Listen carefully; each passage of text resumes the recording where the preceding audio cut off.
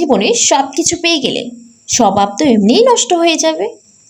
তাই তো সৃষ্টিকর্তা মানুষকে কিছু না কিছু অভাবের মধ্যেই রাখে।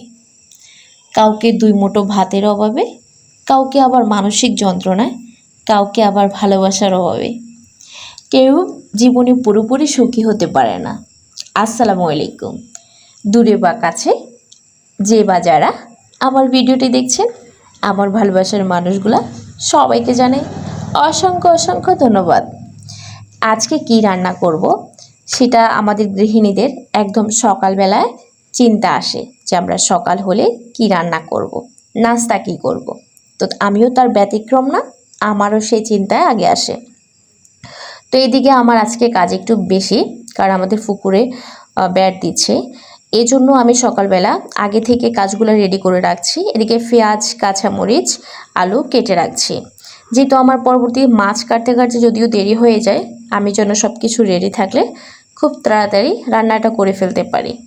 আর রান্নাটা হয়ে গেলে সবাই তো ভালোই জানেন আমাদের মনে হয় যে আমাদের সব কাজই শেষ। তো আমারও সেম অবস্থা। আমি তো বেশিরভাগই নাস্তার পরেই চেষ্টা করি রান্নাটা শেষ করে পাওয়া। রান্না শেষ হয়ে গেলে পরে আমি আস্তে আস্তে সকল ধরনের কাজ করতে পারি। তো এইদিকে আয়াজ বাবু আমার চারপাশে একটু না একটু দুষ্টামি করে আছে। তার সাথে গল্প করতে করতে আমি ওইদিকে পেঁয়াজ, কাঁচামরিচ, আলু সব কিছু কিনে এনেছি। ওই যে একটু আগে বললাম না, এক জীবনে সবাই কিন্তু সব কিছু পায় না। আল্লাহ কিন্তু সবাইকে সব কিছু দেয় না। একটা মানুষকে যদি পরিপূর্ণ সুখী ব্যক্তি করতো, তাহলে মানুষ আর মানুষকে মানুষ বলতো না। এখনও বর্তমান সময়ে আমরা অনেক মানুষ দেখি যাদের নতুন কিছু টাকা হয়েছে, তাদের গরমে আর থাকা যায় না। তারা রাস্তা দিয়ে হাঁটলে মনে হয় সেই মন্ত্রী মিনিস্টারও এভাবে হাঁটে না, তার টাকার ধাপটে এইভাবে চলাফেরা করে। তার আশেপাশে কেউ কথাই বলতে পারে না, কথা বলার সুযোগই থাকে না।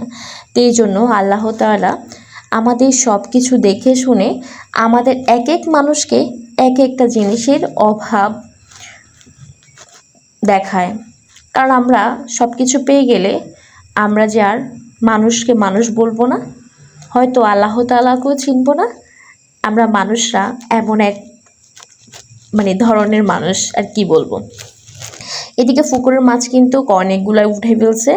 তো এদিকে আমি পুকুরের মাছ ওঠানোর পরে তাড়াতাড়ি করে রান্না করার জন্য, যেহেতু কাচকি মাছ ছোটো মাছগুলো খুব দ্রুত একদম পরিষ্কার করে তারপরে এগুলো রেখে দিতে হয়। ছোট মাছ কিন্তু যদি কাটাকুটা করতে দেরি হয় তখন কিন্তু নষ্ট হয়ে যাওয়ার সম্ভাবনা বেশি থাকে। তো যে কথা সেই কাজ, আমি এদিকে কথা বলতে বলতে ছোটো মাছগুলো রেডি করে এবার রান্না বসিয়ে দিয়ে বড় মাছগুলো কাটার জন্য বসে গেলাম।